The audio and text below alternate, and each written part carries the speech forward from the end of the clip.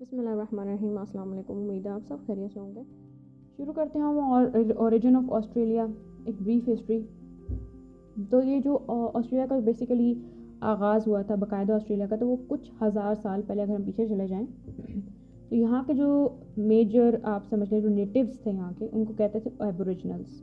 Aboriginals ये जो है ये माइग्रेंट्स थे, ये अफ्रीका के माइग्रेंट्स थे बेसिकली। तो वहाँ से माइग्रेशन करके आए थे कुछ 1642 यानी कि 1642 के अंदर।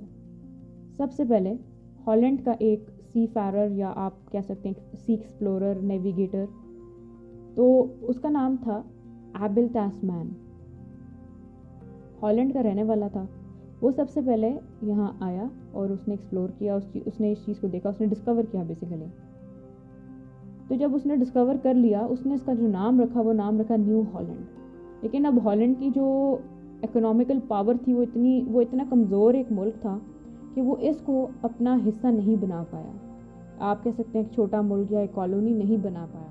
1768 में 1768 के अंदर कैप्टन जेम्स कुक, ये नाम तकरीबन लोगों ने सुना ही होगा, नहीं सुना तो अब सुन लें।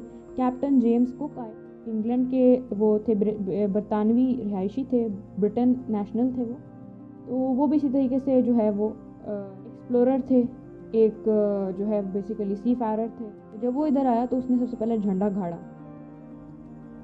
ईस्ट इंडिया कंपनी का तो सबको ही पता होगा। बेसिकली ये टॉपिक ये अपने अंदर एक और टॉपिक है, तो थोड़ा सा बेसिक आपको ब्रीफ कि जिस तरीके से उन्होंने जो है वो हिंदुस्तान पे किस तरीके से मुग़ल सल्तनत पे कब्ज़ा किया था। इस तरह उनकी बहुत सारी कंपनीज थी।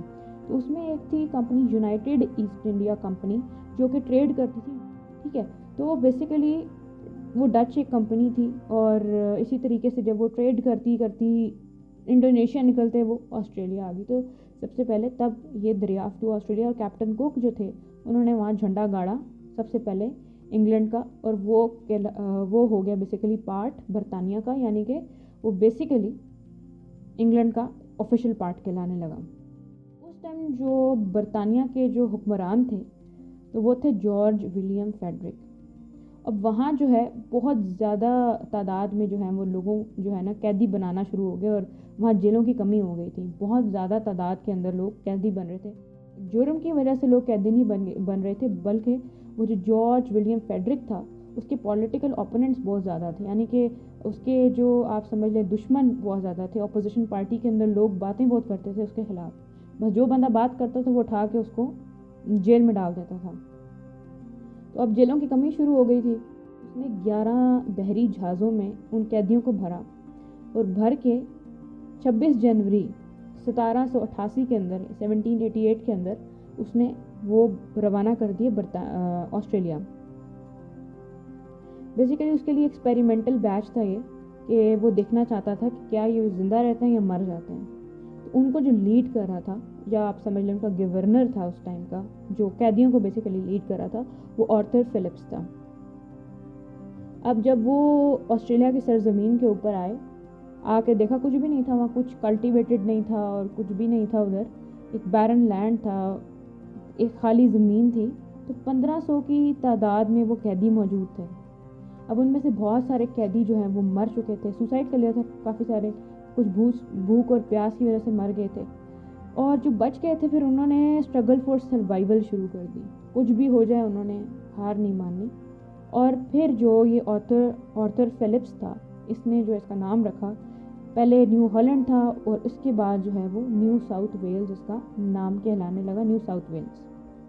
उसके बाद फिर जैसे जैसे टाइम गुजरा, एक और सदी गुजर गई। अब 1810 का टाइम आ गया। उसके अंदर जो है बहुत सारी डेवलपमेंट्स होने लग गई।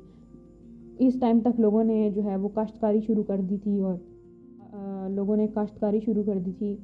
उसके बाद जानवर पालने शुरू कर दिए थे, जिसकी वजह से उनका जो है वो रोज़गार भी चल पड़ा, और उनको जो है वो इतने सफिशेंट हो गए थे। अब 1810 के अंदर न्यू साउथ वेल्स जो अब का ऑस्ट्रेलिया है, वहाँ के नए गवर्नर बने, जिनका नाम था लैक्लॉन मैकॉरी। अब लैक्लॉन मैकॉरी वो एक वाहिद शख्सियत हैं और बड़ा एक मेजर किरदार अदा करते हैं। उन्होंने बहुत मेहनत की। बहुत सारे लोग जो हैं वो डिफरेंट कंट्रीज़ से ऑस्ट्रेलिया में आके सेटल होना शुरू हो गए। वहाँ उन्होंने कारोबार शुरू किए। डेफिनेटली वहाँ सोना निकलना शुरू हो गया, तो वो सोने की तलाश में ऑस्ट्रेलिया आना शुरू हो गए। इसी तरीके से फिर जो ये लेक्लॉन मैकोरी था, इसने कह दिया कि हम और इस टाइम जो है हम किसी को भी एक्सेप्ट नहीं करेंगे, किसी भी कैदी को अब हम और एक्सेप्ट नहीं कर सकते। जो है वो एबेल टास्मैन ने दिया था न्यू हॉलैंड, उसके बाद जॉर्ज विलियम फेडरिक ने दिया था न्यू साउथ वेल्स, और इसके बाद लेक्लॉन मैकोरी ने दिया इसको ऑस्ट्रेलिया का ऑफिशियल नाम, जो इस टाइम ऑस्ट्रेलिया जिसको हम जानते हैं। उसके बाद अभी भी ये बरतानवी जो बेसिकली एक राज था, ये उसके अंडर सब कुछ हो रहा था। उसने तो कब्ज़ा यहाँ भी किया हुआ था, उसने पूरे मुग़ल सल्तनत पे भी कब्ज़ा किया हुआ, तो हर चीज़ में बरतानवी जो थे वो पेश थे। तो इनको जो है वो ये आज़ाद हुए 1 जनवरी 1901 को ये बाकायदा तौर पे बरतानवी राज से आज़ाद हो गए, और ये एक इंडिपेंडेंट कंट्री और स्टेट और सबसे छोटा कॉन्टिनेंट ऑस्ट्रेलिया वजूद में आया।